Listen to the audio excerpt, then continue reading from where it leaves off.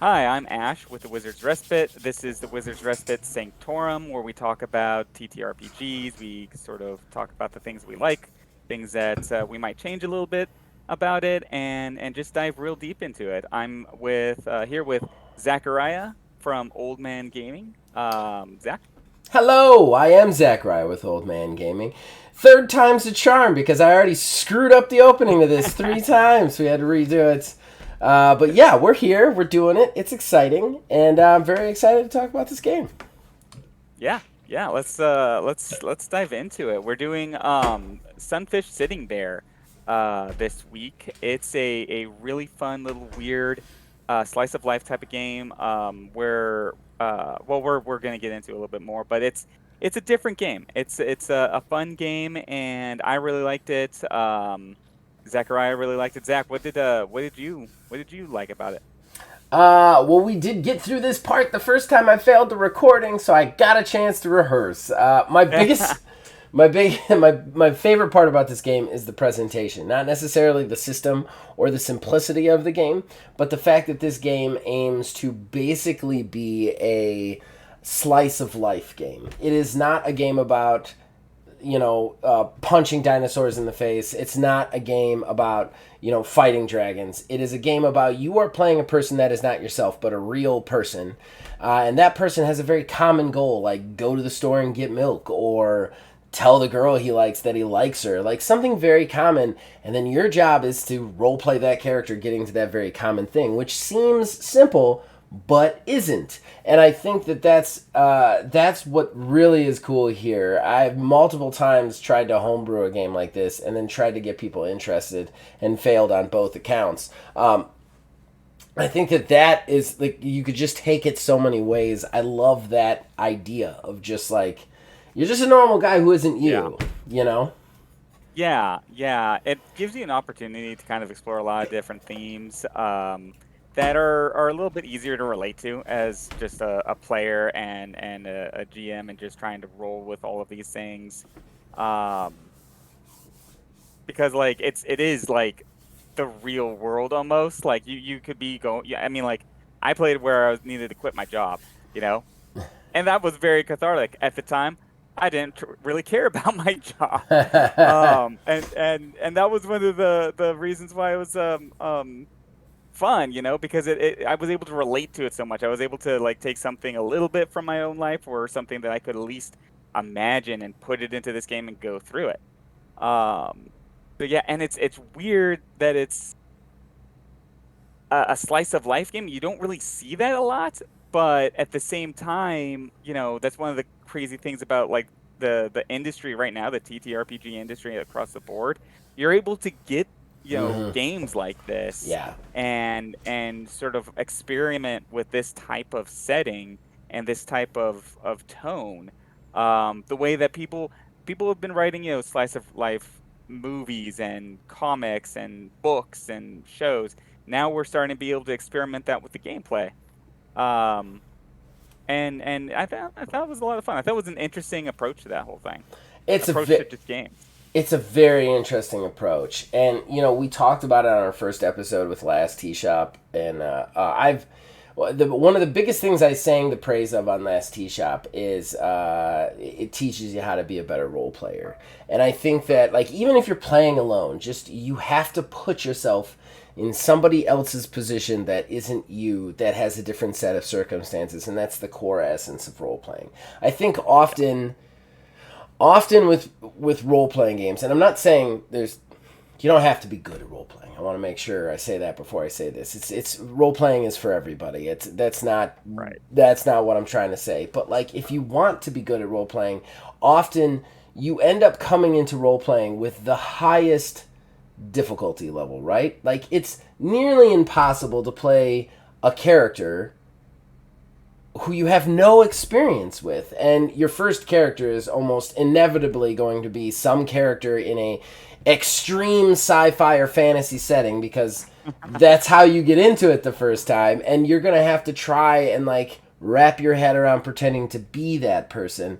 Whereas I oftentimes I wish that, like, while it would be very hard to get 13-year-old me to play a slice of life game, I often wish that had been the first way I had gone, because this kind of teaches you that progression.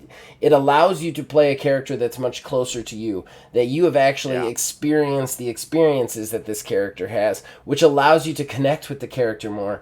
And when you can connect with the character more, when you can like do their voice and really see through their eyes, that's when role-playing games gets really good. That's when it becomes like the video game you can't make, because then you're in that world. It doesn't matter how good the game master is. It doesn't matter how good his story is. If you're present enough to be in that character, you're getting out of it what you're trying to get out of it, which is an escape, you know? And I think that like this kind of game, you know, is right up there with Last Tea Shop on something that can like teach you that progression, you know?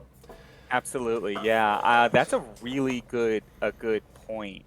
Um, I know from my experience, like easing into trying or becoming a better role player was initially pretty hard for me. I ended up just learning a bunch of tips and tricks, and I also would have minded having this game in my back pocket because like it's like baby steps. Yeah. You know, like you walk before you run. This is like the walking part, you know, like it's like relatable. You're not on a quest to you know, vanquish some epic lord, or you're not an elf, you're not like a dragonborn or anything like that. You're a human being living in a town, and you're gonna try and do something normal that runs into a bunch of different like obstacles that you have to overcome. They could be goofy, they could be fun, they could be dramatic, but they're all something that you could see actually happening in your real life world. When I used to write back in the day, I had these webisodes on Blogspot. Don't search them out, people, please. But I'm sure they're still there, although I've been numerously warned now that they could have content that's inappropriate, which they definitely do. But that being said, when I used to actually write like narrative stories, which I don't anymore, my favorite story to do was a normal guy dealing with the situations that they did. My two favorite stories I ever write, one of them was about a married couple that wins the lottery and end up because of that getting wrapped up in a spy plot, but they're just a normal suburban married couple. And then the other one is one about a guy who just got broken up with. He's living in a basement apartment of his father, and he ends up becoming the chosen one of some secret fantasy world that he gets stuck into, where he has to like fight ninjas and slay a dragon. Those kind of guys. Right, but he's just a normal dude. He's just a normal dude trying to make it through the situation. And I know that I've got a little off track. What I'm trying to say is like that normal connection is what I love. I love my favorite stories out there. When you look at like some of my favorite movies, they're just like Big Trouble in Little China, same thing. Right. Jack Burton, just a normal dude. Now he's got to fight a sorcerer. Like, I think that that's the basis for really cool stuff. And you could do some of that stuff with Sunfish sitting there. Like I said, you're not fighting the dragon, but there are really cool like comedy movies, like The Hangover. You could easily do The Hangover in this game. Like 100%, start to finish, this game has basically rules for The Hangover, depending on your game master, you know? I'm definitely running that now. Right? That would be an amazing, amazing game. And Sunfish, so we haven't really talked about the rules at all. Sunfish has, I think it's got like a playtime of what, like 4 or 5 hours tops? Yeah, I think it's 4 hours tops. I think it's like 3 to 4 hours, depending on how you want to, how many people, how you want to run it. And there's a game master, but like it's more like, here's a challenge, and then you kind of role play through how you do it. And there is dice, which we are going to talk about heavily in the nitpicking section. Heavily in the nitpick section. I'm sure that we are. Have you guys been listening to this podcast? Have you heard me bitch and moan about D4s and one game that requires you to have like 20 of them? This is the game. This is the game that requires it, which is why I'm so torn on this one in some ways, because while the basic premise of this game is amazing, we're not in the nitpicking section yet. I'm about to get on that rant. I will reel that back in Slow my Yeah, roll. Slow my I got roll on some that. information for you when we get onto the D4 notice too. I was saving for this show. Oh, I'm excited Um, now.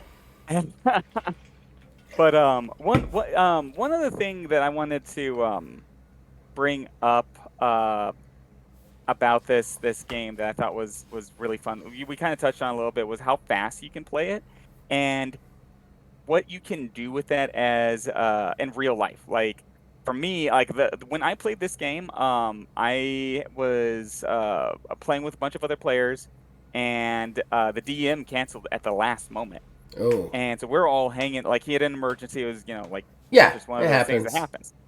And I was like, hey, I got this little like game we can play. It's real quick. It's gonna be one session. I'm not gonna take over the The whole thing, long right? campaign. You need We a just have a free one-off. night. Exactly. Exactly. And you roll the character, you make your character, you don't roll you make your character very quickly. The rules are super simple, very straightforward, very intuitive, and we just played that real quick and had a fun time.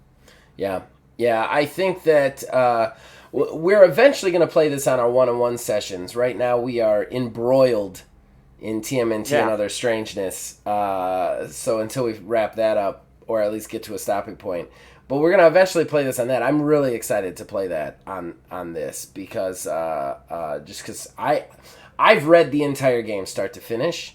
I have not actually played it. I'm going to be confessions. I have not actually sat down and played it. I don't know where I'm going to find the D4s. But but that being said, Okay. that is If there one are of any the.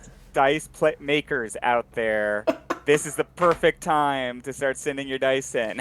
Oh, yeah, yeah, We need yeah. a lot of D4s. I'm waiting to get D4 hate mail. Like that's when I know I've made it as a TTRPG podcaster. When I start getting comments like, "How dare you speak ill of I the know, right? oh so elegant triangle D4?" Like that's when I know I've made it. I think that yeah, yeah. But on its premise, we're still not in the nitpicking. On its premise, I love that about it. I love that it's just no thing. And honestly, I would love. I don't have the time, but I would love to be in a long-winded session with something like this. Like a campaign in Sunfish sitting there sounds amazing. I think that would be one of the coolest. Like to just live in another world, like Yeah. with the proper game master. I think that could be just freaking fantastic. Oh yeah. I could see how you could even sort of pull that off with this game. They have it really set up so time-wise, this could take place over like Hmm. potentially the course of one day or a couple of days, or just depending on how you want to do it. But you could definitely stretch that out and make just a few minor tweaks where like Hmm. you're going from one objective, one goal To to another, to another, another. Yeah. and then layer them all together to make like a even bigger objective. Since we're on the subject, I have a campaign idea for Sunfish sitting in there that would be long-winded. It would be. It wouldn't be like. Don't get me wrong, guys. I'm not talking about playing this for like 5 years deep, but it would be like a. You know what I mean? Like a few sessions, right? Yeah. So. Just so I don't know how much crossover we have on this podcast with my other podcast because so far on the channel the TTRPG stuff has been staying pretty segregated from the gaming stuff. Like it's weird. We almost have like two communities going on right now. But if there is crossover, you know this already. But if there isn't, for the people who would be just watching this, I watch reality TV with my wife. It is one of my favorite turn my brain off things. And especially the competition shows. The competition shows are great because it's like the Super Bowl of lying. If you have been a good liar your entire life, people have said, hey, that's bad. You can't do that. Even though you're really good at it, you can't do that unless you become a lawyer. You can't do that. So, so what? So Big Brother is a competition show where like there's some physical challenges, but it is the Super Bowl of lying. Like you form alliances, but you have to backstab people, and then somehow get everybody to be okay with you winning the money because you get judged by the people who got eliminated. I love that show. Absolutely love that show. There's always drama. Me and my wife watch it every year. There was a whole patch where we didn't get to see it just because of like what channel it was on, and we've gone back and watched them all now to catch up. Uh, Wow. that would be an Dedicated, man. amazing, yeah, that would be an amazing Sunfish sitting there campaign. Just like For sure. putting them in a Big Brother house and like having them do that competition all the way to the end and see if they won. And then you could even bring it back to another one. You could be like, oh, they could maybe come back in All Stars. But if you wanted to keep the group going, like you do 4 or 5 sessions and that's an entire season of Big Brother. Well, the next season is different people and different challenges. So the game master could even be rotating, and then you could have new characters each time. And then like every 5, everybody bring back their favorite characters. We're gonna do an All Stars. You know, like Yeah. that would be an amazing, amazing game that I would be all in on. Because it would just be so much fun. It would just be so much fun, and you could It, really easily do that in this game. you could, and that could be a good opportunity for people. I see that as being like you could play that, frequently, or you could that would be an excellent game for like a group of friends who can only to get together once a month. Mm-hmm. It's you're not going to get lost in like complicated storylines. You're not going to forget about like complicated features that you Right. have from the rule book. Very straightforward, very Mm-hmm. simple, and the plot is very moving forward, Yeah. very simple. Everybody having a good time. You That can that have would be some a really drinks while you're interesting one. doing it. You don't have to get really into any system or anything. It's just about the lying and then rolling dice and stuff. And I think that would be just a really fun, like a fun session with everybody. Oh yeah. I almost, side note, the TTRPG community on Twitter, I mean, everybody's got an actual play now. We have 2 of them, so we're no better. But everybody has them. But they post like casting calls to it, which is crazy to me. I never thought that I would live in a world where people would be like on Twitter, like, who wants to play this game? Send in an audition. Like, what? But one of them came up and it was Love Island, but with monsters. I almost signed up. The only reason I didn't was I don't want to have a conversation with my wife that I'm going to be flirting with people on the internet publicly for a game. So I was like, I don't know that she'd be against it, but I just don't want to have that conversation. But I Yeah. almost signed up just because that sounds amazing to me, like the Wolfman That and sounds like a Dracula. Yeah, but they're all like fun game. Yeah. sexy singles in some stupid beach. Oh, that's amazing. I would be all in for that. But that kind of stuff, like, I think it's crazy. I know we've gotten a little bit away from the system, but I think it's crazy. And I talked about this a lot last time, but you and I grew up in a time when it was not cool to do this stuff. Right. And now we live in a time where the market is so flush with games of all different shapes and sizes. If you want to Yeah. play that thing, if you want to play a TTRPG of that thing, search it on Google, because it's there. It's Yeah. there, or there's a Kickstarter running for it. Like, it's crazy that we live in that time. Or you can make your own. Mm-hmm. That's it. You can make your own rule book, your own Yeah. system. Like this is a small rule book. Yeah, it's well crafted. He put work into it. Mm-hmm. Um, but it's doable. It's something that you can do, and I think that's really cool about the community right now. Is because Yeah. everybody that's really into this just likes making stuff and hanging out with friends and Yeah. playing games. Well, and you look at like the culture of RPGs as a whole, the way it's moved. Like, it used to be very much about the numbers, almost to a Right. gatekeepy sort of level. Like, it was like, if you can't do long division, you can't play D&D, so go play football or something. You know what I mean? Yeah. And then Yeah. like, you're now in a time when like games are so simple that like it's not necessarily about the builds or the math or the system. And there's still those games out there. And there's nothing wrong with them. I'm not saying there isn't. Right. But there are games that are just like, here's just rules for pretending to be somebody else. And it doesn't have to be like really heavy and weighted. You don't have to read a 300-page player handbook to get Right. involved in it. It's, 40 pages, 20 pages. You read it and you're like, oh, I could do this now. And then you just do it, Yeah. And you can have a stellar time doing it too. You really like have a storyline and a plot that you play with your friends that you'll remember for the rest of your life. Yeah. Off of a 20-page book, Mm-hmm. rule book. Yeah.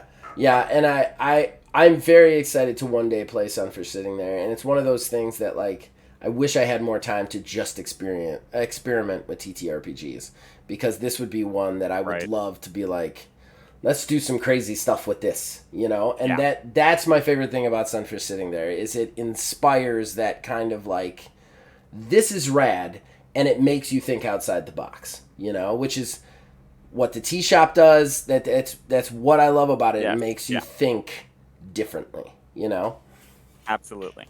Absolutely.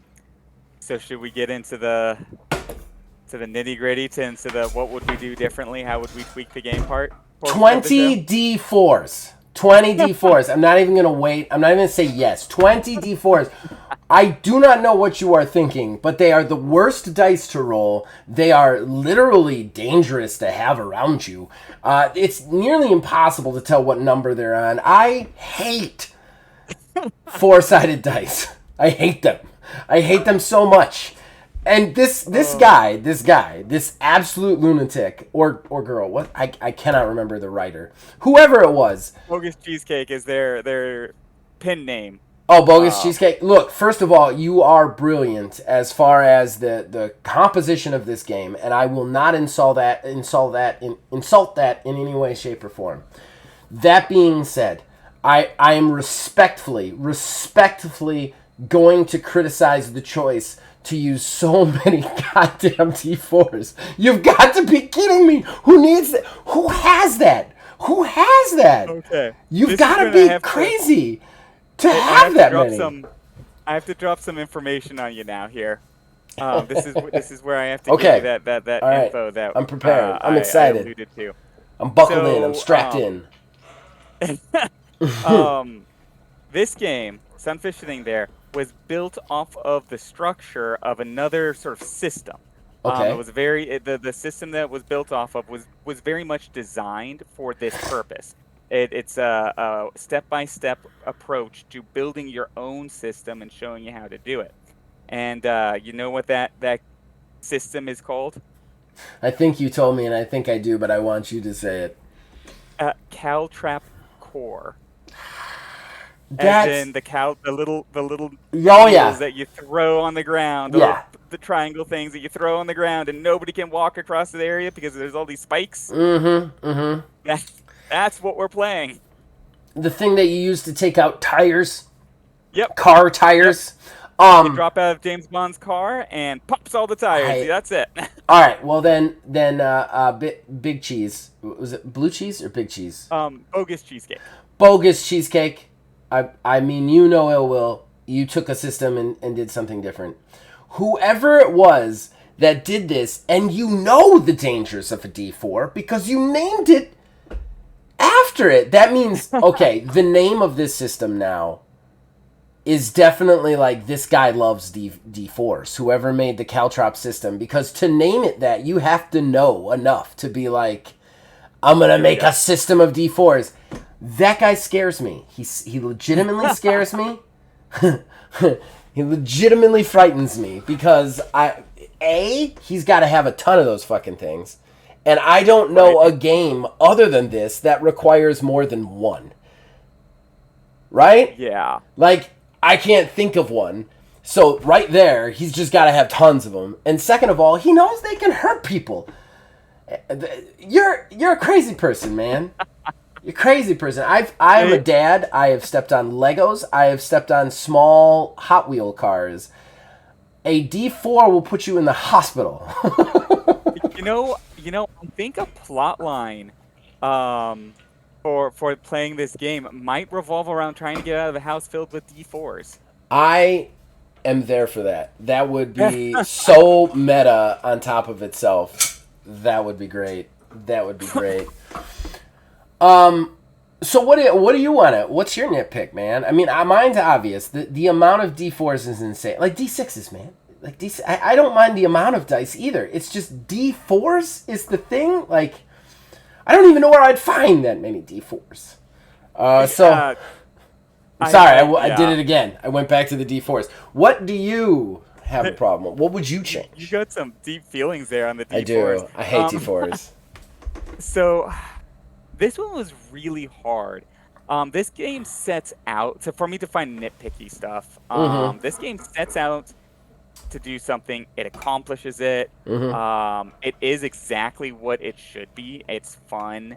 So it was really hard for me. Like, what would I change about it? Maybe I would give a few more examples of how the game runs. Just to make it a little bit easier to get through, because it's a very easy, game. But any role-playing game is kind of hard to play if you've never seen it played. Yeah. So maybe some examples like that would have been cool. Again, like I said, I kind of had to dig hard to find criticisms on this one particularly. I do want to hone in on the example thing, because I did read through this book twice, and there was definitely a couple of moments where I'm like, where I see what he's doing. He's trying to be specifically broad so that the player and the game master can define it. But sometimes you want some things to be a little bit more defined. Like, especially some of the challenges. Like, it's like, when am I okay to give a challenge? When am I not? Like, should I give him a challenge every time he has to take a poop? Or should I, like, you know what I mean? Or should I, like, only set a challenge out when... he's going to get hit by a car, or something like that. Depends on what he had for lunch. Yes. His goal was to be get the guy that ate all the steaks at the steakhouse, the competition steak. Oh, no! It's going to be that poop's going to be so big and so hard. It's so bad. It's so bad. How is that coming up with so many excellent storylines to play this game? That's what's great about this game. If you wanted to name a storyline Zachariah's Nightmare, it would be this. I wake up in a house after eating Taco Bell the night before, and I have to get to the bathroom, but the floor is covered in D4s. That's a nightmare and a very real thing that could happen to me at any moment in time. Oh, man. Yeah. That's a real thing that can happen. I have Taco Bell app on my phone, and I order through it to get reward points. Like a crackhead. Like, it's insane. I love Taco Bell. It's never good for me. Ever. I love Taco Bell, too. It's never really good for anybody, but I love it, too. Can I tell a side story that I told on the podcast, since we're on the subject of Taco Bell? Sure. We are about to go on a vacation, myself and my wife. We take about one a year sometimes if we can afford it, and we can actually this year, which is nice. But I always just want to go to the same place, which is a beach. That's it. I just want to go to a beach and be on the beach for 7 days away from a computer. But she has wanted to see some places that maybe don't have beaches, and I kind of understand her feelings. So this is what I said to her. I was like, look, make it possible for me to swim. Give me a pool. Give me something like that. No snowy areas. And number 2, give me some reason to want to go there. So we're going to Nashville this year. Nashville has something called... And this is how she got me, and this is what's sad. They have something called a Cantina Taco Bell, which is a high-end Taco Bell. It's actually Taco Bell, but it's a high-end version of it that has concerts and sells alcohol. I was like, yes, I'm going to Nashville with you. Yep, bags are packed. Let's go. I'm going to try and go there twice. I want a waiter to bring me a Mexican pizza and a frickin' strawberry margarita while I'm listening to a cover band of John Lee Hooker. Like, that's a bucket. That's like bucket list stuff right there. Can I come? That sounds awesome. I don't think my wife's gonna be okay with me inviting my internet friend along on our family vacation. Maybe next time. Yeah, I'm gonna say no. We'll make it happen next time. We'll make it happen next time. Oh, that does sound like actually like a blast. I will take pictures and send it to you. Yes, please do. That sounds like a lot of fun. Oh, I but think I again, right derailed there, what you were family talking about. Yeah. vacation is another Yes. another Yes. And storyline you can run with this. and you could do so much with it. Like I said, you could do the drama, you could do the comedy. Yeah, And honestly, if you wanted to run action in this game, you could run action. I don't think the game is really geared towards it, but you could very easily run it. I think that's one of the cool things about this game. This game is so yeah, good you could almost play it solo too. Honestly, in my yeah. opinion. In I my think you opinion. could. I think you. I haven't really like wrangled it, and there was some even language in there that almost looked like that was an option. It just wasn't super clear. Mm-hmm. And again, it was like you said, like the lack of clarity is really the openness of the game, Mm-hmm. and that is the nature of the game. Yeah. Um, so it's really hard to double down on that. But like I do think that you could probably work this into a solo game, journaling game, really easy. You could pretty much do anything with this thing. Yeah. I mean, as a game creator, and not a successful one, guys, I'm not tooting my own horn. I've got like $71 in sales to date, but I have created games. Astro Drive is coming though. What? The Astro Drive The Astral Drive is come. Well, it's single mod. It's going to be single mod to single everybody, mod, and yeah. then Astral Drive is going to come. Yes, check that out. Stealth plug. Wednesdays, every other Wednesday at 9:30 on Old Man Gaming. Wizards Respite plays. It's wonderful. Fun game. No, as a game creator, something that I have really struggled with in the game creation, I think the thing that I've struggled with the most, that has caused me to walk away from projects the most, is riding the fine line between let them do whatever they want, or do I define this in rules? And it's really tough. It's a very, very, very tough place to be in. I had the first game I ever tried to make officially. I've been making games since I was 20. You guys won't see them because they're just jumbled messes that only me and my friends understand.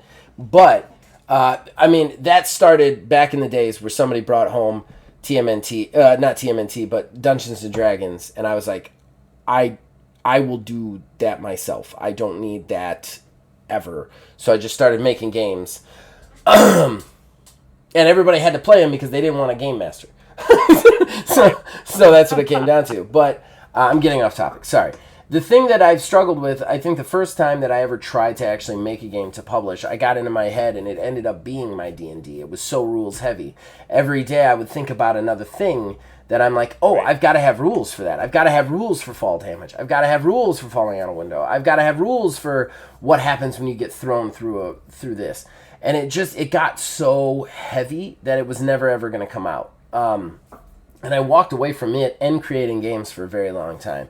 When I came back to creating, I was so scared for that to happen, that it was tricky, and I was very broad with things.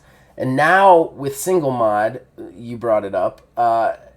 I'm already like in that place where like I've got the base rules. How much do I define? Do I go more in depth in this, or do I let the game masters decide? Is this something that I want players to have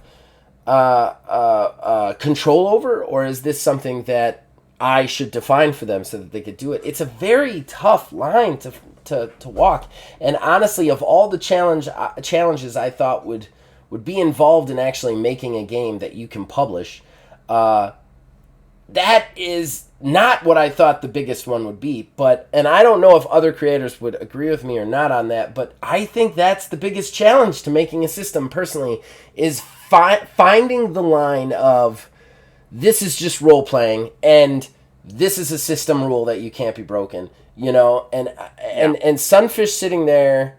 So yeah, we're nitpicking that, but I think that Sunfish sitting there, it's the hardest thing. It's the hardest sweet spot to hit. It really is. Because if he went too far in the other direction, Mm-hmm. that would really damage, I think, the core of the game, Yeah. because it is about being doing whatever, it can be about anything, and like that's so intrinsic with the nature of all the other rules. It's all pointing towards that. It's all set up with you can literally be whatever type of person and have whatever type of story you want. Yeah. It's right there. It's right on the edge. If you push that, that is ruining the game. Now Mm-hmm. crack the game.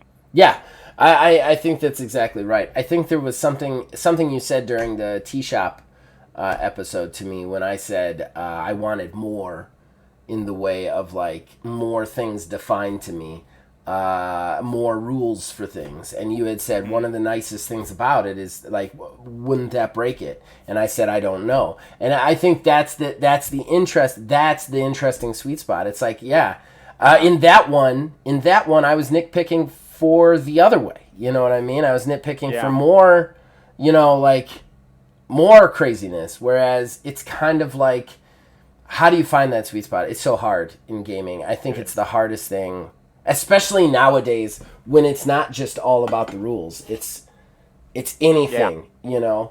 Yeah. There's so many different ways of playing a TTRPG and RPG. There's so Mm-hmm. many different types and styles and flares and yeah, I've read another one of this writer's it was actually a D&D module that he wrote. He's a completely unique style. Not like anything. It's much more in line actually with this with Sunfish sitting there. It has a more of an attitude Mm-hmm. of slice of life almost. It's still fantasy, but just the mood is different. And you never like when I was a kid playing these types of games, you never would have seen something like No. that. No. That the tone that you get and the feelings that you get playing these types of characters Mm-hmm. isn't what was being made back then. Back No. then it was adventure, it was swords, it was fighting, it It was was stats. It was a lot of stats too. yeah, And the other thing too, back in the day, it was almost all licensed. yeah, Like you had World of Darkness, you had Dungeons and Dragons, and then you had just licensed stuff. It was licensed stuff, and yeah, like yeah, I don't know. I think again, I think this is a really cool system. yeah, If I could cap it off, I think it's a really cool system. I think he should pick a different dice. But other than that, I think it's a really cool system. I think the premise and the presentation is awesome. It's a very easy read. I read it in an afternoon. So even having to go back and read it again was like, that's no problem. I'll just read it again and go through it, you know. And I think that yeah, like I think that its simplicity is what's beautiful because it allows it to just be about the role playing, you know? absolutely, Yeah. So, absolutely. uh, Okay. do you got any final thoughts, or should we move on to what I'm gonna I pick think next? I think that does it, man. I think that we pretty much got it right there. So it's my turn to pick then, right? Yes. All right. I'm gonna hold these up for the camera. Like I said, guys, because of the way we film this, Wizard can't see them, so he doesn't know what I'm about to say, but I'm going to say it. So this game, let me just find the year on this real quick. This game was published. Well, it was copyright of 1984, so it was actually before Teenage Mutant Ninja Turtles, if you could believe It it. was 1 year before I was born. It was TSR. That's right, Ooh. TSR. It is Marvel Superheroes, the Marvel superhero game. Oh. Yeah, yeah, I have them. I have the rule book and the campaign book for it, with the feat chart on the back. This game's kind of totally insane. I'm sure it's another one that you can find on the internet, brother, to look up. So I'm Yeah. pretty sure you'll be able to see it. And this game had some of the most prolific and crazy role playing of my life in it. It was where I developed, and I'm gonna save this for our next episode because I want to talk about this. But where I developed, in my opinion, the absolute superior way to game master a superhero RPG. Oh. And you out there, if you are doing it the normal group way, you are doing it wrong. I will show you how to do it next time. Next time on the Sanctorum. That's a I'm lot. excited That's for a it. lot of bragging. I'm a very humble person who hates a self-loathing humble person. So now I feel bad for everything I just said. But I'm telling you, I honed this over 4 or 5 different superhero games over the course of my life. I have never had a complaint about it. So I will tell you about it next time. But it came from Marvel Superheroes, which is a fundamentally simple, easy to pick up system, and it's kind of cool. It's crazy though. It's very chaotic. It's played with percentile dice. So if that tells you anything, Okay, yeah. interesting. So the rolls are all over the place, man. You can All right, really I'm botch. excited, man. Yeah. I'm really excited. I love I love the concept. I love the story, and I'm actually kind of digging the idea of percentile dice. I think we had a little bit of that with the Teenage Mutant Ninja Yeah, Turtles, yeah, we're gonna get into and that some more too. Yeah, yeah, yeah. like to see more of that. Yeah, that's gonna be cool. I can't wait for the turtle stuff. I can't wait. I Me don't too. even remember what day we planned for that, but I can't wait for that. Did we Soon. set a date for that? I can't even I remember don't if we think set a date. so. I mean, we should plug it if we set a date, but I don't remember if we set a date. I don't. I don't think so. Not yet. I I know it's gonna be this month. Um. Okay. All right. Well, in May, yes. It just May just started, so it's definitely got to Yeah. be this month. All right. All right. We should do it the 11th. What do you think about the 11th? The 11th. Yeah, let's do it. Let's do it for the 11th. Boom. Boom.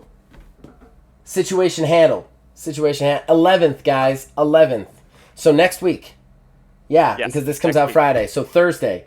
The Thursday following this release, we will be streaming Ninja Turtles and Yeah. actually playing the game more than just creating a character. Yeah. We're gonna get into some action. I can't wait till Tex, my armadillo with a revolver, uh, uh, This. starts getting into starts stealing some picnic baskets Yeah. at gunpoint. It's so amazing. I cannot wait. It's gonna be exciting. Do you wanna?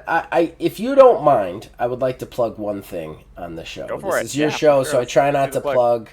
I try not to plug all the things on here because I have a lot of things to plug. But I just released a new game on Drive Through Games.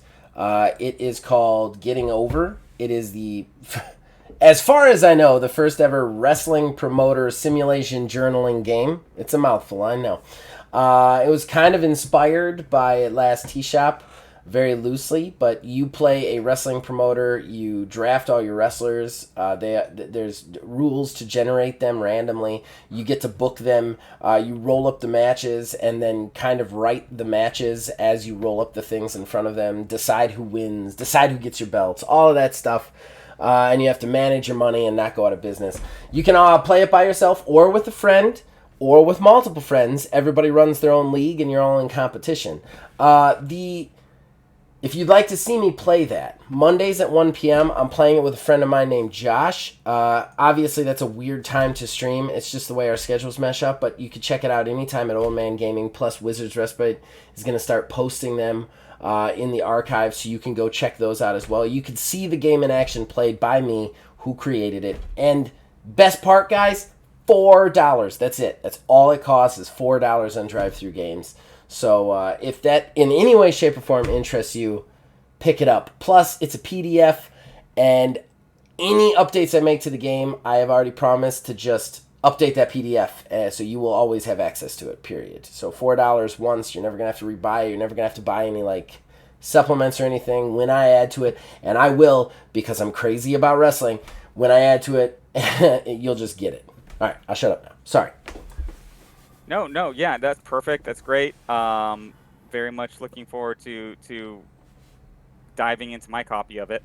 Um, let's see. On my end, I actually am finally getting back onto the TTRPG industry market research side of things. I want to start publishing my findings.